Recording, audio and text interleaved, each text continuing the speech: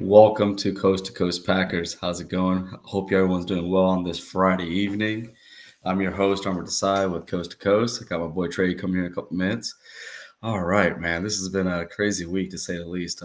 Packers are slowly recovering and licking their wounds from that tearing up by the Panthers on Sunday afternoon. It seems like the Packers cannot get out of their own way when it comes to the daylight savings game. There's something that they've lost the last 19 games, I think, 20 after daylight savings. So it's almost like they're cursed. So like no matter who they play that next day, they just can't get it done. And so I hate to say it, Carolina was one of those teams where they came in with just one game plan and they executed it. And literally reminding me of the NFC Championship game against the 49ers in 2019, where Jimmy Garoppolo threw it 8 times, and they were able to destroy us by just running the ball down our throats. And I'm sorry, like normally when your defense holds a team to 19 points, you should be able to win that game. And unfortunately, that wasn't the case here. And so here we are now playing, going through like questioning everything. Is Coach LaFleur a good coach? Is he a good play caller? Is Jordan Love the guy? Is our defense for legit or is it garbage? Is Rich is Brandon McManus really the savior from last year, or is his magic falling off? So many questions. But I think at the end of the day, I think the one thing we can always take back from what Aaron Rodgers said in 2014 was RELAX. Relax. Just relax. We gotta just understand that as much as we got spoiled in that 2011 season where we went 15-1, those kinds of seasons don't come around often. We're a young football team. We're going to have some clunkers. We're going to have some games that just are up and down. And me, as a very, very emotional, heart on my sleeves Packers fan, I get it. I completely understand where everyone's coming from and how they feel, because I felt the same way too. I was absolutely just aggravated, embarrassed, annoyed, and frustrated with the way that game went through. Because you go to the red zone 5 times, you only maybe hit it 2 times. That's insane. Like that is not how efficient our offense has been all year. And I feel like Carolina does have a pretty underrated defense, and Evero having a lot of experience with LaFleur, being with when they were together in the Rams. I feel like maybe he just had him that day. Jeff Hafley for the most part did call a good game, but our defensive line could do nothing against that. Literally, you had people out there that are like grocery baggers, like just sitting there, like second, third string, fourth string backup linemen that are literally stonewalling our supposed pretty amazing defensive line with Wyatt coming back, with Micah Parsons. It was just a really poor effort all around, and it just seemed like from the beginning of the game to the end of the game, they just lacked the energy, and the Carolina Panthers did not. Every single time they made a play, every single time they got positive yardage, they got a turnover, those guys on that sideline were extremely hyped. And that was the kind of energy that we needed, and maybe we just didn't have it because maybe it was a trap game. Maybe we thought, hey, we're going to just run over this team, we're going to beat them up, and we're going to get out of here and enjoy ourselves. And unfortunately, it didn't happen. When you're you're a 14.5 point underdog, a favorite against a team like that, you're expecting to blow them out, and instead we lost. So I gotta admit, it was a hard thing to kind of swallow. But as time's gone by, I've kind of listening to my Andy Hermans, my Aaron Naglers, Corey Benke, listening to my my folks on Pack a Day, and of course Steve Sparky Pfeiffer, Jason Wilde, all these guys that kind of broke it down. I just think that like at the end of the year we're gonna see what this team's really about, and here we are in November, and really we're still first or second in the conference. We are still top of the division. And I hate to say it, like, we're not a bad football team. We just need to kind of get through some of these kinks and some of these issues that we're having and move forward to the next part, which is going to be the Philadelphia Eagles. Before we go to that, on offense, we had some sad news. Tucker Kraft, because of unfortunate Nick Dirtybag Scrotum Scruton, going at the knees of Sean Ryan when he's coming doing when he's trying to pull as a guard outside. He, had to kick his legs up. In doing so, he kicked Tucker Kraft right in the knee, tore his ACL. And, we had this scare in the beginning of the year where we were like, oh, crap, man. We're going to, we're going to sit here and, we lost Tucker Kraft. We thought we lost Tucker Kraft in the training camp. Come to find out it was a non-issue. He played, no big deal. And then from there, basically, we went and saw Tucker Kraft almost have a breakout season this year for a guy that can basically do everything. He can block, he can catch, he can run after the catch, he can do everything. And now he's done for the year. And so I feel like LaFleur definitely was trying to make the focal points in the offense around Tucker. And here we're going now where in his latest press conference today, he's talking about how Josh Jacobs is healthy, he's looking good, and he needs to become the focal point offense. I think that's fine and dandy, but we've been watching how Jordan Love, even though, yeah, he had some pretty bad interceptions in that Carolina game, he's only had 3 picks on the year. And his numbers as a quarterback have been pretty good. And when he's been given the chance to shoulder the burden, he's actually performed really well. He proved that just last week against the Pittsburgh Steelers on Sunday night. 20 completions nonstop, and literally turned that team around and was able to destroy Pittsburgh in Pittsburgh. Maybe I'm foreshadowing there by saying Philly. I see my boy Jelly's in the chat over here talking trash. I don't blame him. I know a lot of my Philly folks are going to be giving me hell this week, so I'm looking forward to it. But truth be told, here's one of those things where Jordan Love, third year starter, maybe we need to start putting more weight on him, because I understand LaFleur as who he is. He tries to find a way to make everything based off the run, but it does get to a certain point where you have to start letting Jordan shoulder the load. It's kind of like, when it came to like my boy Samwise Gamgee and Lord of the Rings, man. What do you say? He says, share the load.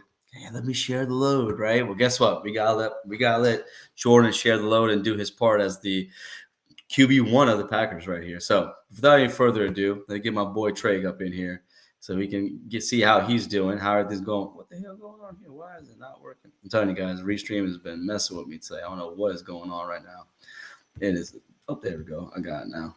I feel like a damn old-ass millennial trying to work this damn thing going on. How's it going, man? How you doing? Doing good. Badgers are on right now. Badgers doing good. I'm late as usual. So yeah, I mean, we're same as usual. Hey, I'm always late to your show. It kind of works out, right? That's true. That's true. We just make it work. Yes, sir, man. So how's it going? Everything else going good? How you enjoying your Friday evening? Oh goodness, enjoying the Friday evening. I hate leaves. I do. I love the fall colors. Hate picking them up. I just hate picking them up. I spent all day. I had like a 5-hour expenditure today picking up leaves, and then I mowed the lawn in the dark. Well, no, it wasn't in the dark. I took my Temu light that I bought like 2 years ago, and I stuck it on the front of my lawnmower to be my headlights because my headlights are broken on the lawnmower. So I'm an electrician, so I jerry rigged that thing on there. Of course you did. Oh yeah. Of course. Oh yeah. It was nice. It was hilarious because one of my sponsors is in my backyard. One of my sponsors, the winery, is in my backyard here on my show. In your backyard? And well, not in my backyard, but like my backyard is facing the front of their business. And like that light was so bright, I could see them all in there staring at me mowing the lawn. They don't know that it's me. I don't know if they're like going to be watching this in the future and be like, oh, now we know where he lives. But like it was like right at each other. Like, yeah. So they're like, who is this jackwagon over there mowing, like blinding us right now? It's me the whole time. Hey, you got to get your work done, man. No matter what it takes. Trust me. I've been out there in the yard at 8 o'clock at night with a freaking flashlight trying to cut that damn grass, man. So trust me, I feel your pain, bro. You gotta do what you gotta do. You gotta do what you gotta do, man. That's what it is. I got a couple of my folks up in here making fun of me saying share the load, pause. All right, you know what, Jelly? All right, that's a good one. I ain't gonna lie. I actually saw a gift of it, and it was Frodo, like him saying to Frodo, it was after Frodo got stabbed by the spider and he got all that like stuff in his mouth. And this man with Jelly said this and it just jacked me up, man. But no joke. I think that, so I was to talk about the Carolina game, how it was just a debacle in every way, which way possible. And honestly, just kind of going over the different things about the game. And then basically kind of feeling like when it comes to now where Jordan Love is in his development as a starting quarterback, third year in, we should be expecting more from him.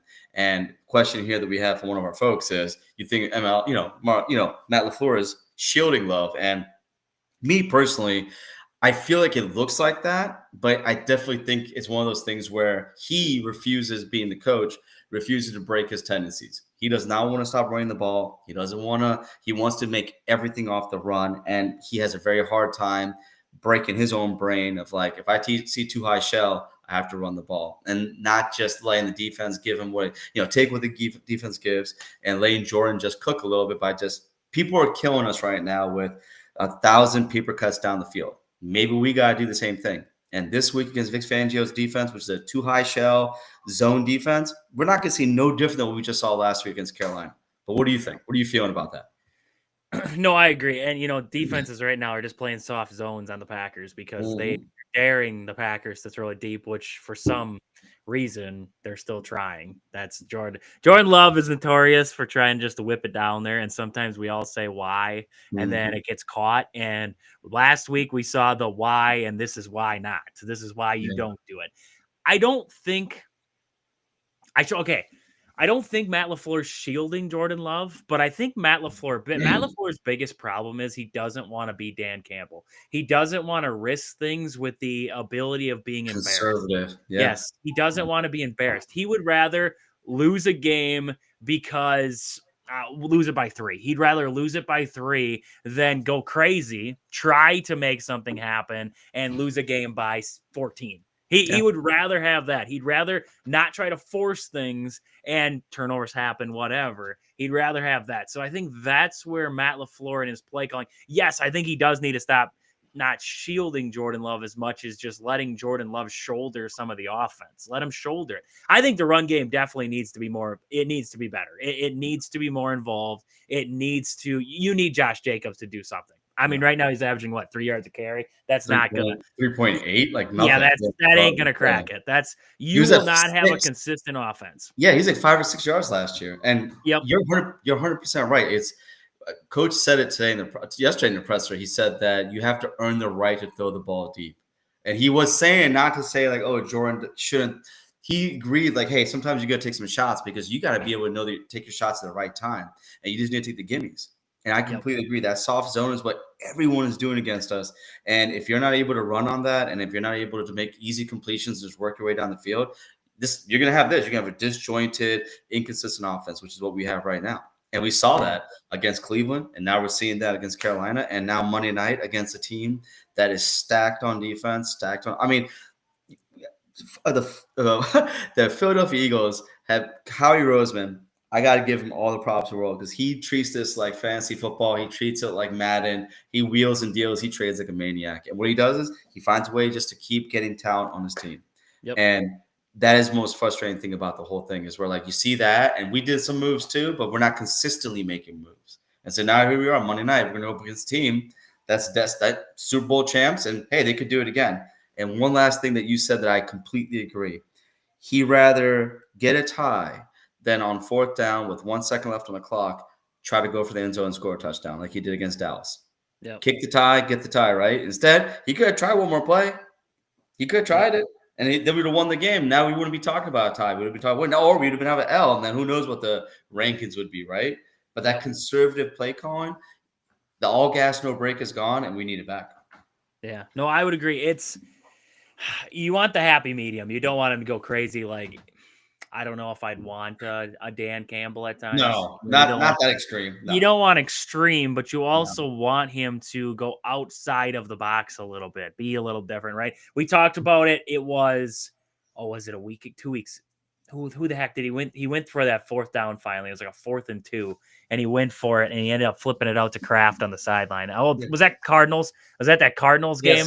Yes. Yeah, that was that Cardinals game where he played a little bit more aggressive. And that's what we're talking about right now is the aggressiveness where we want to see him trust Jordan Love, trust this offense that they can do it. But like we're saying, you can't open it up unless if you get some kind of run game going. You can't because they're playing a soft shell defense on you right now. And when you run the ball, they have the ability right now where you run so much out of shotgun. And we talked about this the other day, but I mean, it still drives me nuts. Shoot that to the moon, man. I went back and I watched the all 22.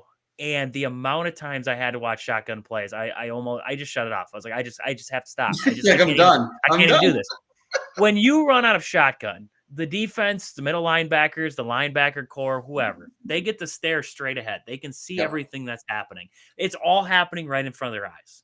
When you have Jordan Love go underneath the center, turn his back to the defense, now it changes it.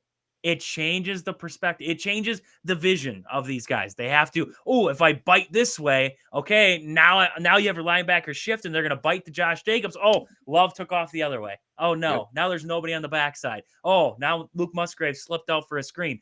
That's the things that you can do when you run under center, when you run that play action set where you have the ability to go to different levels, then where you get the respect of defenses back. Right now, when you're just in shotgun, it's straight ahead. It's just straight ahead. Their guys versus your guys. And right now, their guys are winning because there's no misdirection. The only misdirection that we have right now, for some reason, Matt LaFleur felt like in the Panthers game, we had to go sideline to sideline. We couldn't win. We couldn't win straight up. What that tells me right there is that he doesn't believe that he has the big guys. He doesn't believe he has the dogs to be able to go straight ahead. He thinks he has the speed to go side to side. I don't know what he saw that made him think that, but it's those issues with the play calling that we keep coming back to every single week is, okay, if it's not working, why did you stay? Why do you keep doing it? It's the definition of insanity. 100%. Right. 100%. I agree. And it's just that you're going to continue to have these problems until he decides to. And it's the inconsistency. And I know somebody said something about Matt LaFleur in the hot seat. I could completely see it. I could, because what did Ed Policy say when he walked in the door? He said, I won't have a lame duck coach. Well, if he does not see it, if he keeps to see this inconsistency year after year from Matt LaFleur, which is what we've seen, it's a week by week thing right now. I mean, honestly, you look at it this week, they could go beat the Eagles and then they could lose to the Giants. They could just go lose some stupid game out there. I mean, you look at they've done that. They just lose these trap games, irritated me the most. And I'm going to end it on here. It irritated me the most that they had a trap game already.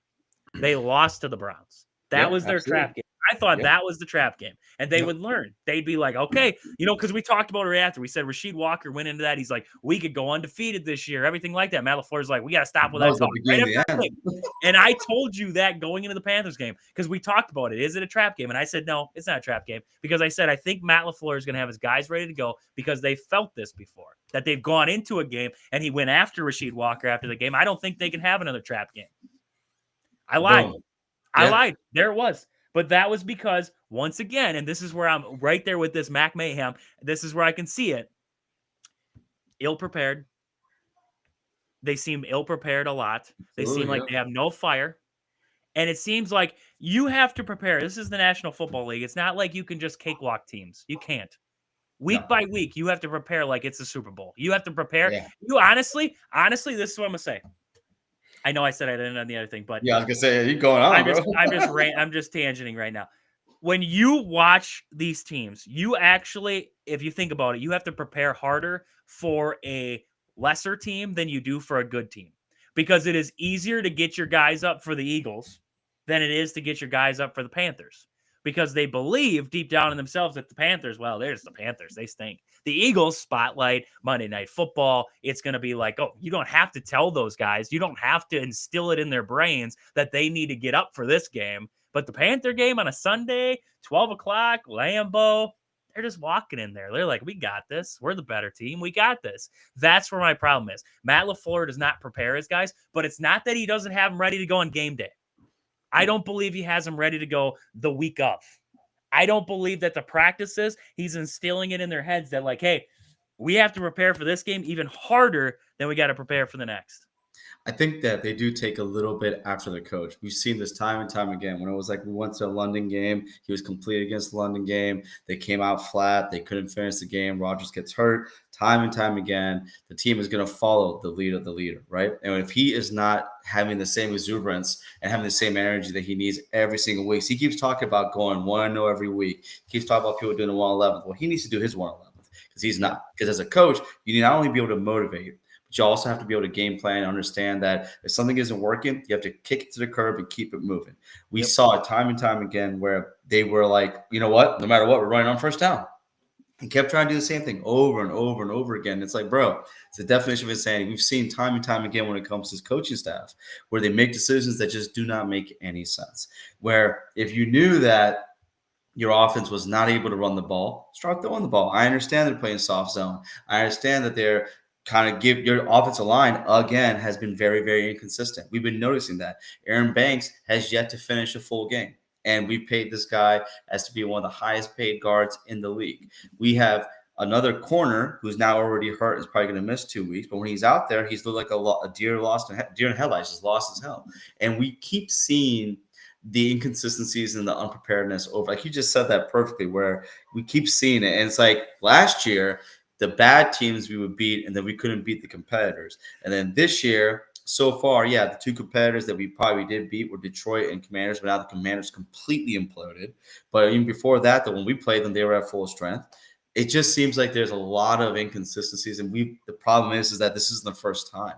And we can say the team is young, this and that, but my thing is that it gets to a point where, like, all right, if the youth's an issue, bring in veterans. Oh, Goody doesn't want to do that. He wants to cut people after year 30. He wants to treat this like college. Hey, that's fine, but then you're going to have to deal with all these inconsistencies that keep happening over and over again. I mean, you can see out there, like, there was a couple things that occurred. A, he goes from 4th and 8 when he could just kick the field goal. That's what we're talking about, being more aggressive. But you don't want him to be aggressive there. That's a Dan Campbell move. Dan would do that. He would go from 4th and 8 when he's in the red zone, when he should have taken the points, right? Yep. And on top of that, too, you could see the frustration on Jordan before that play because they ran out.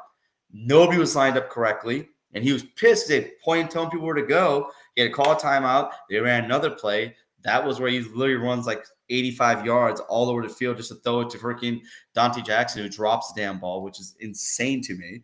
And again, you watch this and you're just thinking to yourself, like, what am I watching right now? Is this 2023 week 1 through 5 of Jordan Love?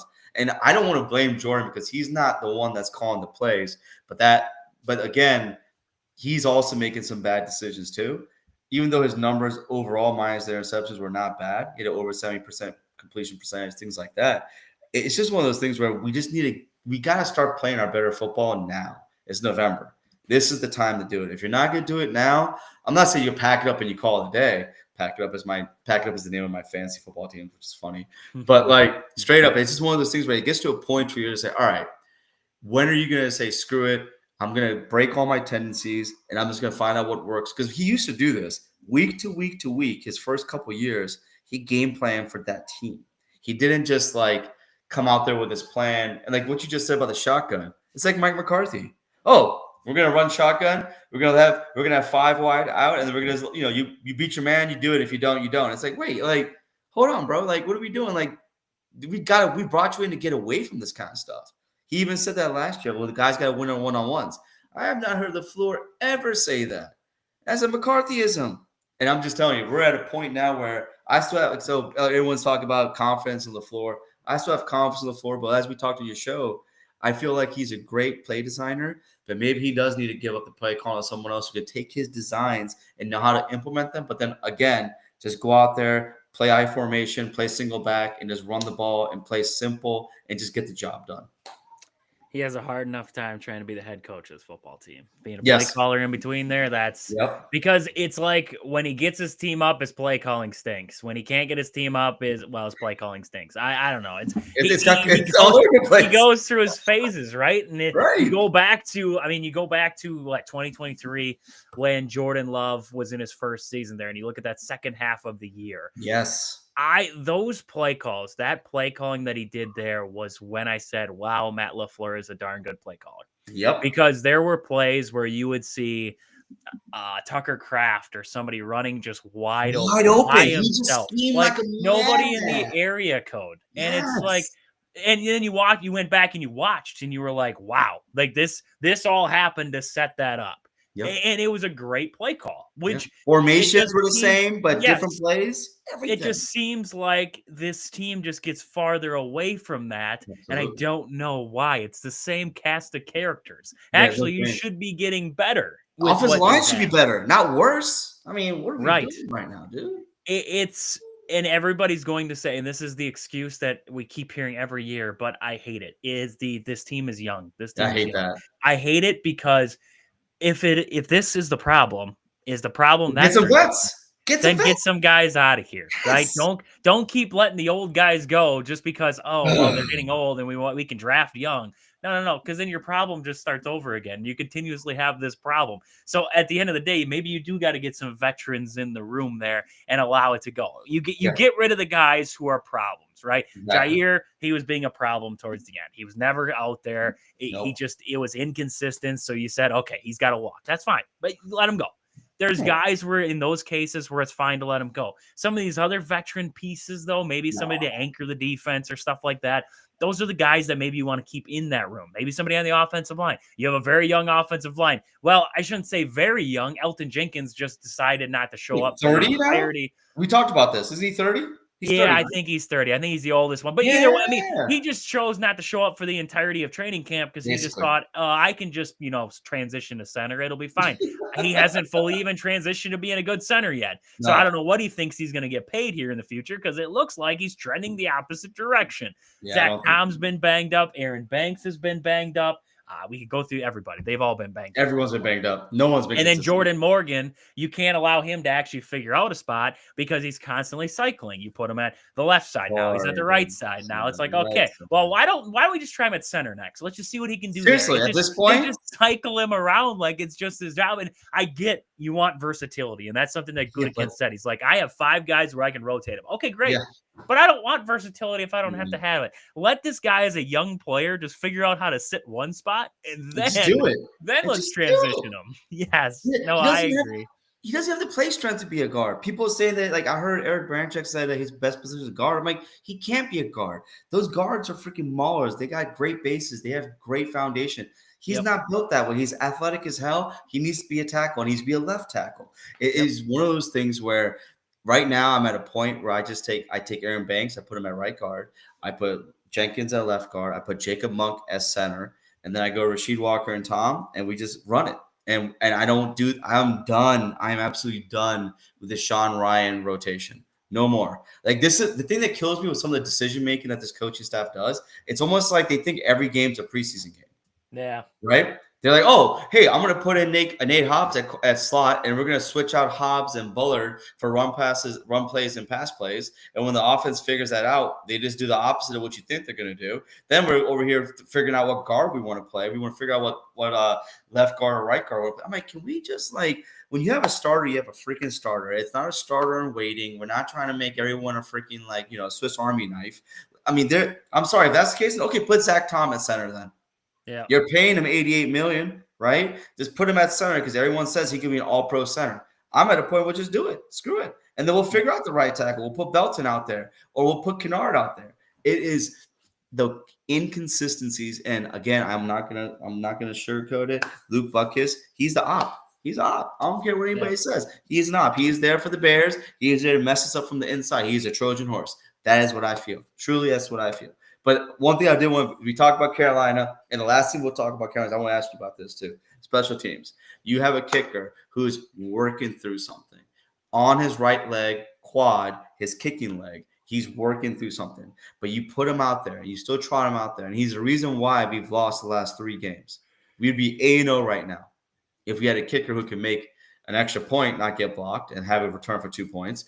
In a Cleveland game, make a field goal. And in this game, make a field goal. Hell, make 2 field goals. So my question is, we just saw the Raiders fire their special teams coach. I really thought that was us. I was really happy for a second. I thought it'd be kind of crazy in the middle of the week. That didn't make any sense, but I got kind of hyped. At what point do we start saying that Rich Bisaccia is making these decisions about trotting out McManus instead of bringing in Lucas? And we decide that maybe he is the true terrorist that we need to get rid of like we did Joe Barry? Can I go further and to say it's the whole coaching staff that has that problem? I can see it. Because defensively, there's no reason why there's a rotation between Carrington Valentine and Nate Hobbs.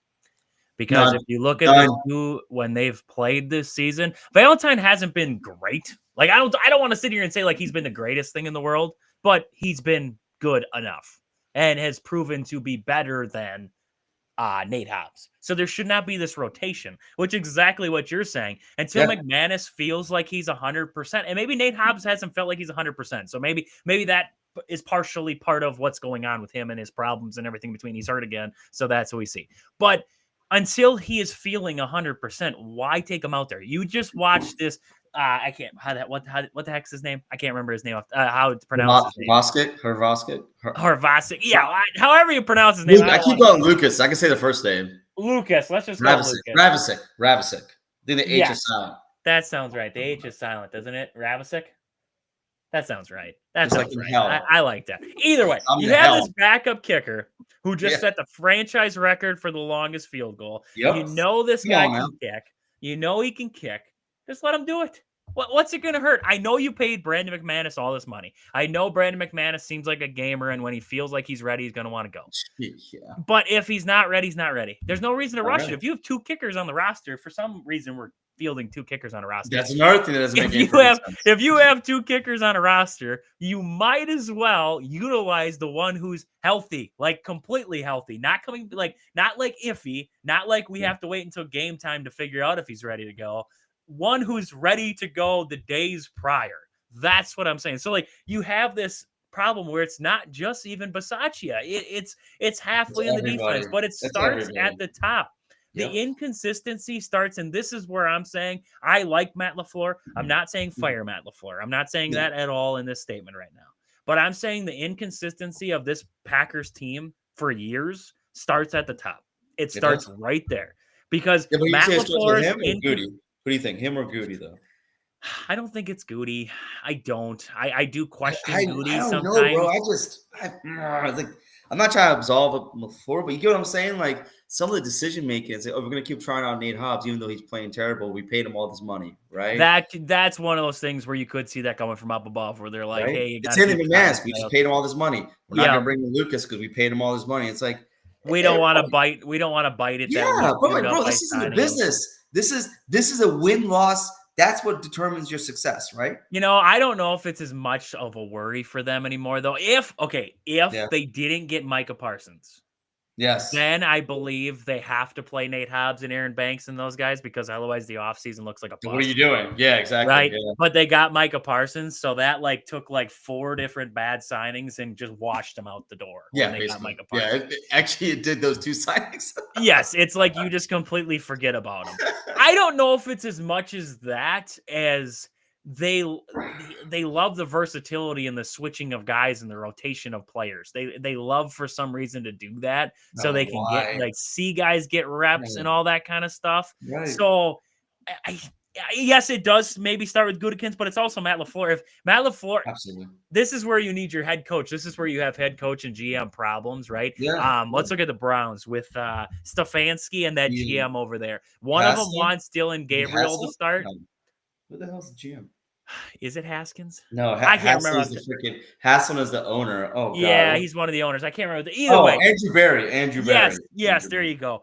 He wants to see Shedeur, and Stefanski wants nothing to do with Shedeur, and he wants Dillon Gabriel. So they play Dillon Gabriel because that's what Stefanski wants, right? But either way, it's one of those where LaFleur, if he wants to, contain his reputation as a head coach, he also needs to do what he thinks is right too. He can't just take sometimes it's easier said than done to not take what the top's saying there, but he needs to be able to do that because he is the head coach. And if Gutekunst isn't allowing that, then that's also a big problem there. That can't be happening too to have a successful team. So where I'm at though is I can't go further because otherwise there's a lot more problems than what we think. So I'm staying there with LaFleur and saying it starts there with the inconsistency on the field and it works its way down, because Goody's not in that locker room. He's not in that locker room before games. He's not there at halftime as far as I know. You don't know he is. I don't know if he is. Bro. I'm just saying. I'm pretty sure he's not.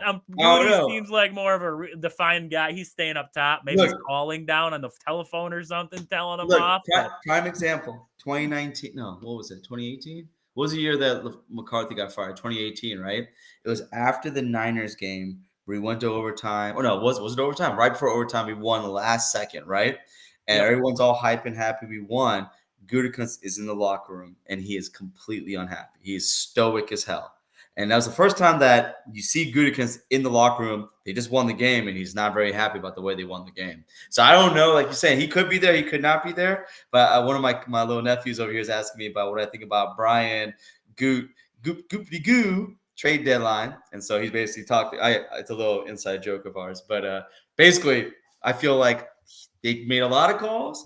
And after they gave up 2 first-round picks, unless they were going to get somebody for a bargain like Michael Mayer or Njoku, maybe get Evan Neal, maybe another offensive lineman, another corner, they weren't going to do it. I think they have all their eggs in the basket of trying to get Asante Samuel Jr. He was in here yesterday for a workout, not a workout, but a visit.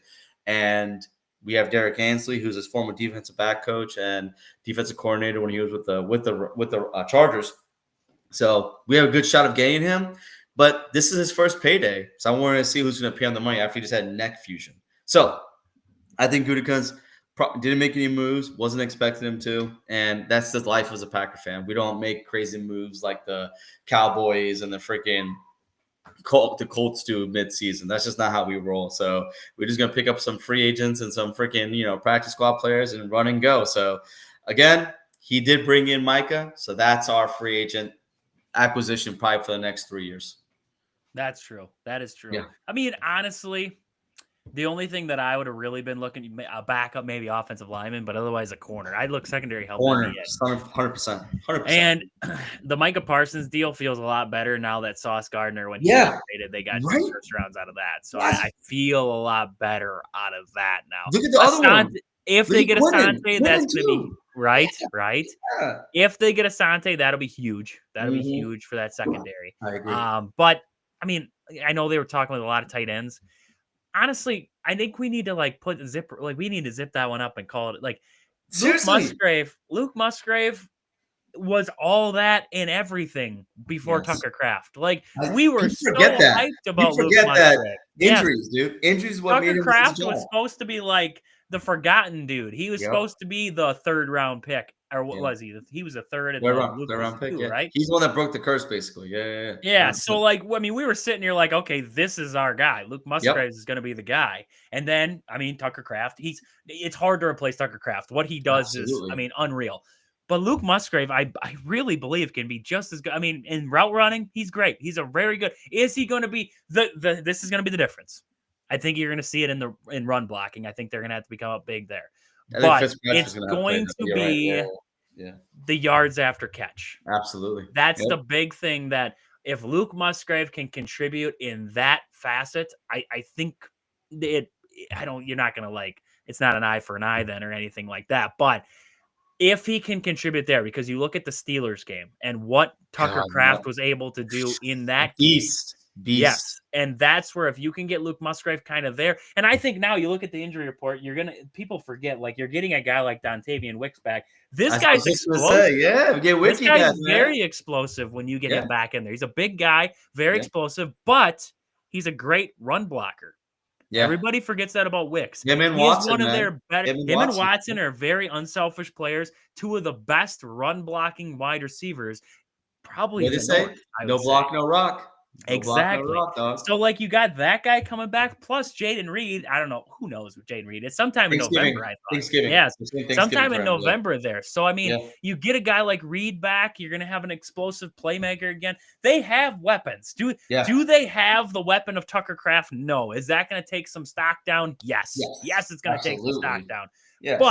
But this is where we're going to find out how good they really are and how good Matt LaFleur really is. Because when you lose a star, yes, it should take your team from 100 to 88, but does it take you from a Super Bowl contender out, right? Because the Lions last season, they lost Aiden Hutchinson, and I still believe that the Lions were a really good football team. And they had they were bringing in how many random defensive linemen did they bring in? They brought in every single free agent. And they were all good. Yeah. They were all good. When they stepped in that door, they Yeah. found a way to work it. Yeah. And that's where I'm at with this Packers team is, okay, Tucker Kraft's out. What do we do now? Yeah. It can't be let's roll over and die. It's got to be, what do we do now? What does Matt LaFleur do in that locker room now to get his guys up for this game against the Eagles? Because we know that Tucker Kraft will be pumped up for this. How do you get the guys pumped up for this? Yeah. That's my question to Matt LaFleur is, what do you do in that locker room to get these guys up? It shouldn't be hard. They know this is a spotlight game. How do I get this team to go 0 to 100? Because the emotions of everything coming up that last game, you sucked, you lost. Tucker Kraft, you got to come pissed off. You got to be pissed. You got to come into this game fired up, and it's in Lambeau. You have to come jacked up, right around Monday night with snow. Come on, dog. Say less, dude. It is Lambeau under the lights. Come That's on now. all you should have to say. That's And the it. Packers against the Eagles, a playoff preview of what they beat you twice. Jordan Love said it in his interview today. Revenge game. They got beat twice last year. Not Yep. just once in the regular season, but to end the season. Just And start the season to end the season. Yeah. They lost to the Eagles. Think That about has it. That got to game- leave that bitter taste. And think about it, that first game ruined his season basically. If it wasn't for Jalen Carter taking that like semi-cheap shot to his knee, semi-cheap, not cheap, whatever you want to call it, who knows what kind of season he would have had because he was dealing with injuries all damn year, right? And so I'm 100% with you. This is the time where it's like, all right, you either put up or you shut up, right? And you have to come prepared. You have to understand you're gonna have the home crowd behind you. Let's hope to God the Gold Package does not sell their tickets to visiting fans, and we have way too much Kelly Green in the stadiums. I'm going to lose my freaking mind if I see this. And when I saw that for that Honolulu Blue that one year, last year when we saw it with Detroit, that just killed me inside.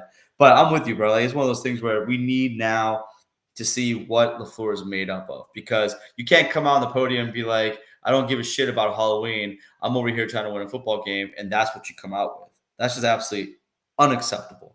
And maybe you should have cared about Halloween. Yeah, maybe you should have. Maybe you should have been out there. It had some extra candy or something. I don't know. It is funny too. Like now, when you lose games like that, people are like, they're like, "Yo, this man is too concerned about looking good and getting haircuts every week than actually coaching games." I'm like, okay, here we go. I was like, now everything's getting thrown onto the table. But the truth of the matter is too, like, end of the day, you have a good football team, a good young football team. You have a good coaching staff. You need to just start playing with the team that you have. And Musgrave is not Tucker Kraft, but Musgrave was Musgrave before Tucker Kraft came on the scene.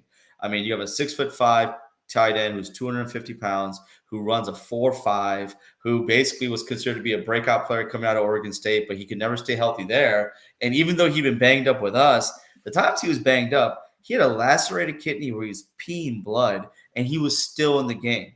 He still played 5 plays after lacerating his kidney.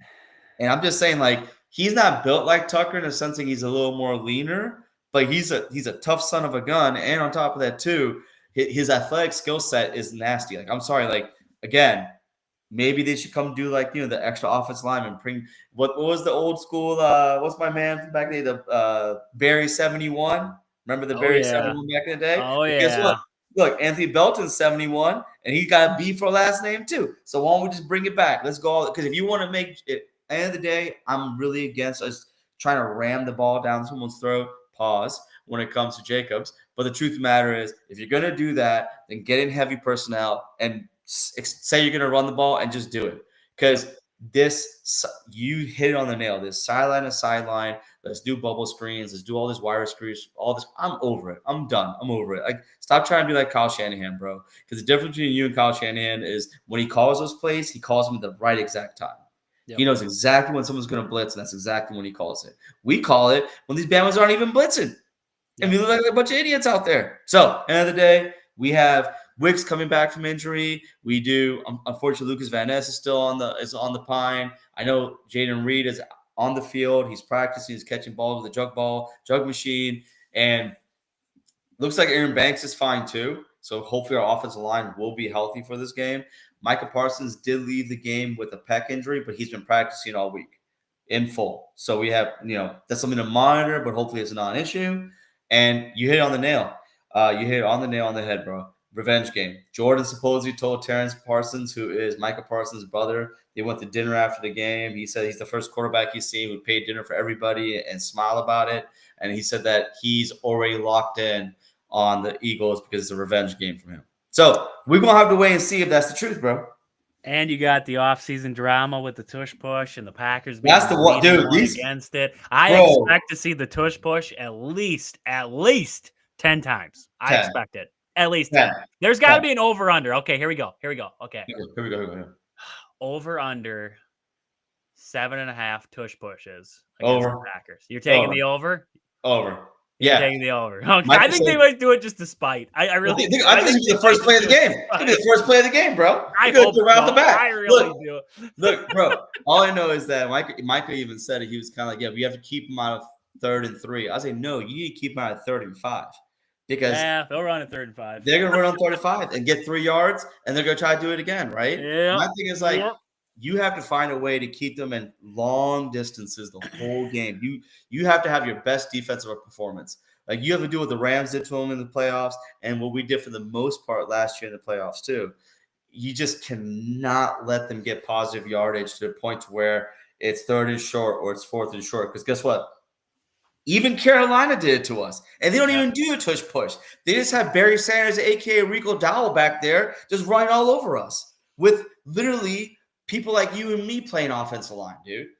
Well, and the hardest part, and this is the hardest part with the Green Bay Packers, right? Well, I shouldn't say the hardest part, but the problem is that they fall behind or that they're tied in games, right? They're around with these teams. So a Bryce Young-led Carolina Panthers was able to just lean on Rico Dowell to just keep running the football, right? And then even a team like the Browns could just simplify the game down where they could play a rock fight. They could play a dog fight, right? And that's the kind of games that the Packers allow themselves to get into. Right. If you said, oh, my goodness, let's have a shootout between Jordan Love and Bryce Young, I would take my chances. I would take Jordan Love all day. Yeah. 100%. And the offense for the Packers, I'd take my chances. Yeah. But you allow these teams to stick around. And that's what we saw. So now Rico Dowell late in the game, the Packers are like, we don't know what they're going to do. Are they going to throw or are they going to run it? So now they're in this flux. They don't know what they're waiting for back there, right? They don't know. Hafley's confused. You got the defense confused. There's just it's those kinds of situations where you could simplify it if you are the Pack, like teams are doing against the Packers because they know what Green Bay wants to do.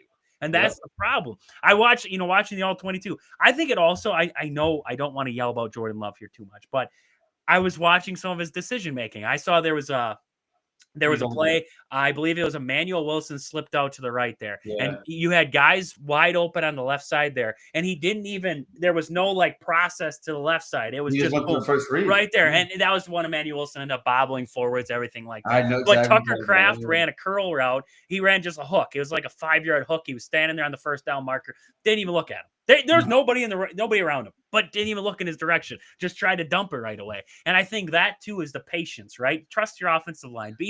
That's it though. That part right there. I don't think he trusts them. I think seeing like when Banks went out, but even before then, they were literally losing their one-on-ones. Like they weren't even blitzing that much, and when they were blitzing, bro, how many times did we see the linebacker literally run right past Jenkins? Yeah. Right down the freaking leg, dog. Jenkins got beat up. He got beat up. It was Derek Brown is literally probably one of the top 5 best defensive tackles in the league. I'm not taking anything away from that guy's game. But there's no way that guy should have been dominating your line that bad. If that's the case, what do you think is going to be coming into town with Philly? Jalen Carter, Jordan Davis, Nolan Smith, Jalen Phillips. I mean, do I got to keep going? There's so many freaking weapons on that defense. And that's just the line. Yeah. Jod Campbell, Zach Bond, and freaking Nakobe Dean. That's the linebackers. I haven't even touched the freaking. We have Jair. My man, when you talk about Jair, Jair's ready to go. He's in the healthiest he's ever been. Conveniently, he's so healthy before the game against the Packers. I love how that works. Love it. Right? And now he's going to come to, and now their secondary, who's no slouches. I'm telling you. From top to bottom, that defense is stacked. And I hope they match up Golden on him because we don't throw him the football anyway. So Josh, and when you do, hits him in the hands, and he drops it. I don't even care. It was triple coverage. It hit him in the hands, and he dropped it, bro. Right down the line. Remember, right down the seam. I'm like, right. No, I think in a game like this, especially against a team like the Eagles, like you were talking about earlier, it's got to be a game where you're going to death by 1,000 paper cuts, right? Yes. Slowly work the ball, but that's where when you do these little dump passes, when you drop it off to guys, slant routes, whatever you want to do, just the short stuff, you're gonna bring that defense up. Then they're gonna press. Okay, now you got the burners, right? You have Golden, you have Watson, Wicks has got a little bit of speed to him. Okay, now I use the burners, but now you're gonna gain the respect of that defense to now where you can open up the middle of the field. So now Josh Jacobs can find running lanes. So now you don't have these linebackers just crashing down immediately right there. So, I mean, you're going to open up different things when you run that style. Right now, they're playing so relaxed in the secondary. They don't need the help from the front. So now the front is basically just becoming straight bull rush, just straight ahead. And the offensive line is getting beat up with it. So now we're seeing it's just issue after issue, but it's all resulting coming back to play calling and coming back back to the inconsistency of the play calling with this sideline to sideline stuff that we've been seeing out of the Green Bay Packers here. I'm okay with seeing some of that stuff. Like, I don't want to completely abandon the wide receiver screen just because the Packers do have some very good blocking wide receivers where I believe you can utilize them in that wide receiver screen. But when you run it consistently, it's just going to get blown up. And it's going to continuously get blown up. So that's where I guess I'm at, is that I want to see them continue with the play calling that he has, but they have to allow for the simple stuff. Yeah. They have to just utilize the simple stuff. Take what's there. Sometimes you just have to take what's there. Take what's there. Don't try to force things. Take the gimmies, bro. Like I was just talking there with the craft. It's such a simple thing where it was just a little curl route. Just exactly. I know exactly what you're talking about. It's just right there. I mean, there wasn't anything crazy. It's just right there. Just dump it to him. First down, done. Like, just move the sticks at times. So it doesn't need to be over. It's third. What was that third down that forced the 4th and 8? What was it, like 3rd and 3? It was like 3rd and 3, and they ran that screen play out. Was it Savion out there? He ended up getting blown up. And then it's 3rd and 3. Why are you running something like a screenplay on 3rd and 3? Just throw a slant or run the ball. You're in the red zone. Yes, you're in the red zone. Just run the ball up the middle, because you can realistically say in this territory, I can trust Josh Jacobs can at least get me 3 yards. Yeah, at least 3, but he can get me at least 1 to 2 falling down. And then guess what? You can sneak it. Yes, go for it. Like, it's one of those things where it's like, play for the downs, right? If it's 3rd and 3, I don't need a screenplay because I need 3 yards. Just go straight ahead. Go get me 3 yards, Josh Jacobs. This is what we pay you for. This is what we brought you in for. So I guess that's where it's like, it's over complication, over finesse on the play calling when it's just it's not a simple game, but it is. It really is a simple game at the end of the day. And Matt LaFleur loves to make it like, man, we got to make this crazy today, boys. Like, it's like watching one of those offenses. The hell out of it for no reason. We're going to see a play, I guarantee it, where it's going to be like one of those where the offensive linemen all start out spread wide to the right and the left. And then like Jordan Love will motion them in, and then they'll all come inside. And then it'll be, guys floating around. And then it's going to be one of those. He's just going to get like wild with it. And that's what we're going to see. The fake punt by the fake punt. Yes. No, it's funny too, because like I remember back in the day, Aaron Rodgers was like, he was like mentoring Blake Bortles, and he says, don't feel like you need to try to get 6 points with every throw, right? He goes, just understand that sometimes you can just work your way down the field and eventually get it. And sometimes I think Rodgers forgot about that too, because he was always taking deep shots his last year in 2022, right? But when it comes to Jordan, sometimes I feel like when the offense isn't working, nothing's working right, everything's all jacked up, he's like, you know what, screw it. I'm going to give my guy a chance to try to get the ball. That interception that he threw when he was throwing to Watson, I really do feel like the wind carried it, because where Watson was and where the ball was, I mean, there's no way Jordan was that far off, because he's rarely that far off, right? But he definitely was trying to he had a pre-snap read. He said, I'm going to throw it to Watson no matter what. And it's like, he normally doesn't make those mistakes. He hasn't made those kinds of mistakes since his first start against Kansas City and then his first couple games in 2023, where what you just said about the fact that he would see guys get open and just make the right decision. The thing about him, we never had to worry about him. He might make an interception here or there where you're like, smacking your head like, why? But for the most part, his decision making is pretty good. I just, like you said, even Dan Orlovsky said it, and I think JT O'Sullivan said it too. His eyes was not downfield. His eyes were at the line. He was concerned about the blitz. He was concerned about the pressure. But, bro, we've been going for an hour now. So you got any final thoughts you want to close it out with? I did just see that Eric Stokes is ranked 27th out of 107 cornerbacks, according to PFF. Oh, yeah, he looks good over there. He needed a change of scenery. I don't think he's going to do that in Green Bay. But he needed, and he looked good yesterday night, too. He looked good. Yeah, I mean, so that's good for him. Good for him. I was just kind of trying to look around. You should have traded for him. should have traded for him back. That's what I was thinking. Brought him back. I'm like, hey, now that they fixed you out there. Final thoughts. Let's see.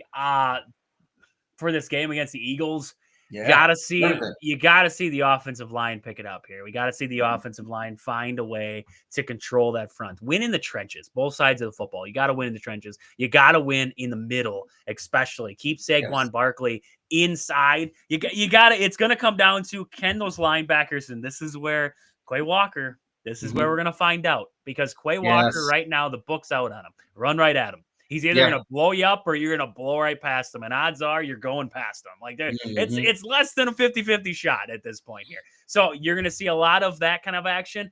I wouldn't be surprised if we see a lot of Isaiah McDuffie. I would not be surprised, because I just don't feel. I love Quay Walker. I think he's got a ton. I've always said he's got a ton of upside, but the problem is his run stopping ability stinks, and he can't get off a block. This year he's been a lot better getting off blocks. He's been a lot better getting off blocks. It's just still that run game. It just seems like he blows past the play. So it's going to come down to what can this linebacker core do. The secondary for Green Bay just kind of slowing down what you can, right? Slowing down. This is an Eagles team where they're going to move the ball. It's just a matter of, it cannot be a break defense. It's got to be a bend but don't break at times defense there. Like you said, keep yourself out of the 3rd and shorts, because the 3rd and shorts will end up as 4th and shorts, and then we're going to see the tush push a million times. I'm right there with that. Offensive line, like I said, got to get Josh Jacobs going in this game. If you don't get Josh Jacobs going in this game, you're cooked. It'll be over. Yep. It'll be over before it starts. Josh Jacobs has to get going.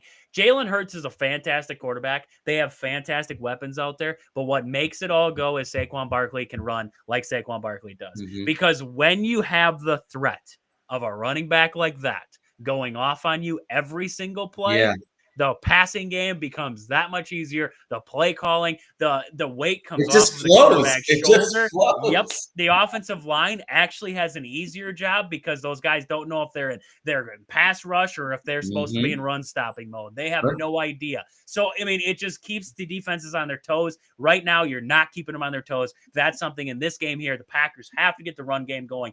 I'm not saying like run. I'm not saying like get crazy with it, but involve Josh Jacobs in a different way. But that's going to be involved in going underneath the center, running the play action a little bit, getting him involved in different ways. Maybe it's in a little bit of a dump pass for a screen play, whatever it is. I mean, I'm okay with a little run back screen off a play action pass. Like, I'm good with that. Get him out there, floating out there, see what he can do, right? You can get other people involved on that same kind of play design there. So I'm in with all those kinds of things, not sideline to sideline.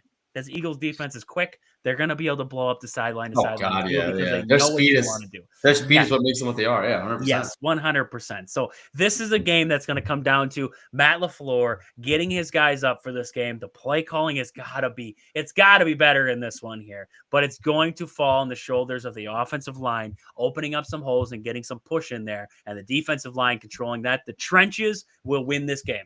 If the Packers come out of this and we say they lost in the trenches, they lost this game.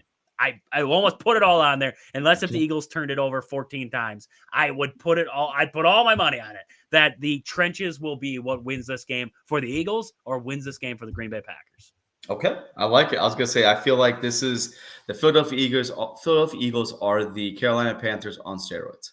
They are built exact same. They have a good defense. They have an amazing run game. They have a quarterback. Their quarterback is not as good as Jalen Hurts, but they still have a quarterback that, can still get the job done, which he did. And unfortunately, Jalen Hurts, you know what? That offense is it's kind of like ours. They're kind of disjointed, but they have talent everywhere. And their offensive line is 100 times better than what Carolina's was. So I really feel like we're going to have to be able to almost play the same game Carolina did with us on offense.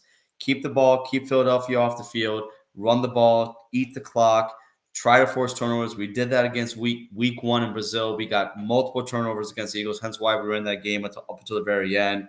We have to force the issue on them, because as good as this team is, as good as them being the actual Super Bowl champs, they are not what they were last year.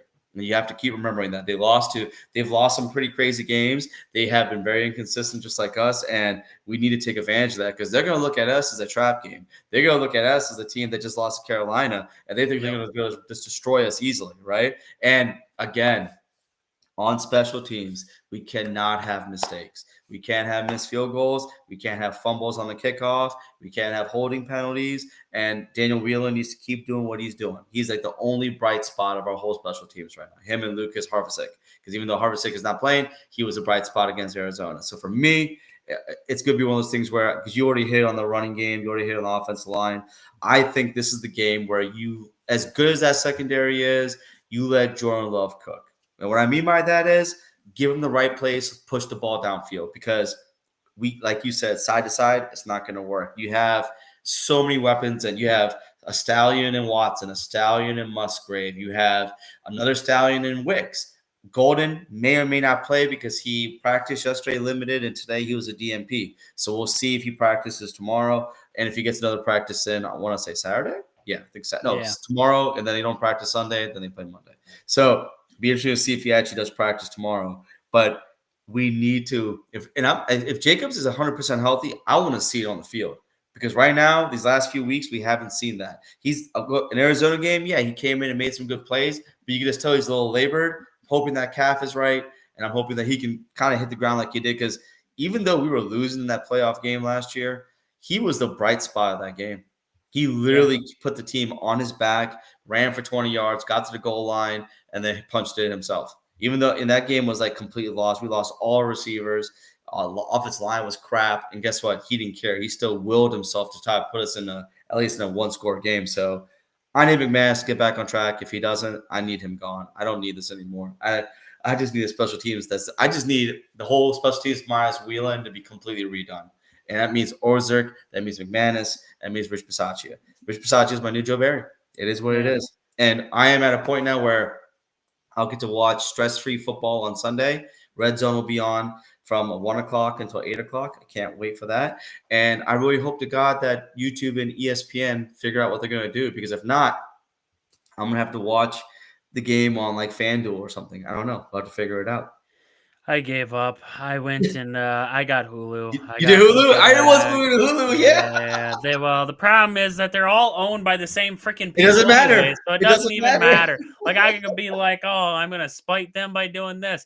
Fubo, Hulu, they're all owned by the same. They're all owned by, it doesn't even matter what I do anymore. They're all owned by the same. It's just crap. It's all crap. I did see, it is interesting to see that X is trying to like do more live things. So they're going to have College Game Day on there. Oh, for real? Maybe you could see X kind of float their way into this too, where maybe they start having games and start streaming games. I don't know.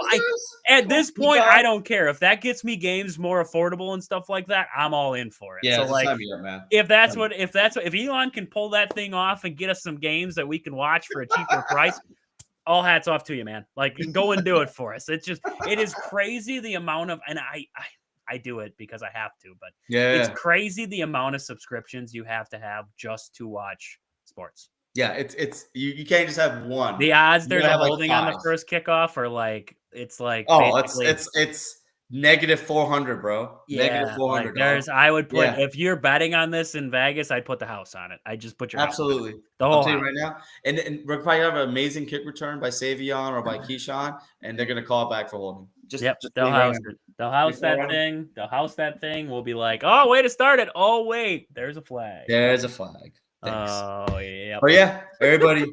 Hey, Trey, as always, thank you for everything, bro. You're the best, man. Tell them where they can find you. You can find me, Wisconsin Sports on the Go with Trage. Find me across all social media platforms right there, Wisconsin Sports on the Go with Trage. You can also find the radio show. Ummer stops by on the radio show. We're on Wednesdays right now from 5 to 7. And then starting in December, we're going to move to Saturdays too. So we're going to have Wednesdays and Saturdays. Saturdays just be 10 to 11 for now because games happen and everything like that. But right now, just on Wednesdays, 5 to 7. There you can find the podcast, Wisconsin Sports on the Go with Trage. But follow the Facebook page, all that. I always have pictures of food and random stuff that I'm doing. So make sure you guys check that out too. Give me a follow. Like, subscribe, follow. Make sure you like, subscribe, follow here too. Because following, subscribing, that's the big thing for us. Because it lets us know we're doing a good job. Absolutely. As always, you guys want to find me. I'm AMAR3455 on Twitter. Coast to Coast Packers on Twitch, on Kick, on Instagram, on TikTok, whole 9 yards. We'll be back again next week, and I'm going to tell you right now, because we're off on Tuesday, so if the Packers win and if Trake's up that late, we might do a show. If they lose, and me and him will probably be kind of inebriated, and we maybe try to do a show for like 30 minutes just to cry or to revel in the victory. We'll see how it goes. We keep talking about it. We need to do a post-game show. We will. Eventually, we'll get a post-game. We'll get to it. We're working out the kinks. We're working out the kinks right now. Absolutely. There's just, life gets in the way. You just That's got it. too much going on, and plus, like, bedtime and stuff like that. Yeah. My bedtime comes in a certain time there. That's what they need to make these games at better times too. You would Like, think so, man. why does a Monday night game have to kick off at Think like about West Coast. Think about West Yeah. Coast. Like, their Yeah, games that's start what at I'm 10 saying. o'clock. Like, 7 o'clock, they're done. why can't the games like kick off at like 6? I like 6. I'm okay with 6 that. o'clock solid. I can roll with that across the board. But like on a Monday night, I don't need to be like staying up till 10:30, 11 o'clock just to watch the end of a football game. Or the rest Especially of when I watched that game tie against Dallas. Oh, That was like God, yeah. 11 o'clock. I had to go yeah. to work the next day. You're lucky, I had to bro. go to work. It was 12:45 for me here, and I started to go home. I was at a bar. I had to get up See, at 11. Elmer's got it worse. Well, Yeah, I don't know it if he's was- got it worse. He's telling me he was at a bar, so I don't know Yeah, if he's got it exactly, right? worse than I do. But I mean, he was out. know, It's his choice, right? It's his choice. It was a choice. It was a choice. I agree. It was a bad choice, but it was a choice. So yeah. But everybody, you guys have a great night. Have a great weekend. Go Pack Go. Looking forward to Monday night game, and we'll see you guys again on Monday. So yeah. All right, take care, everyone.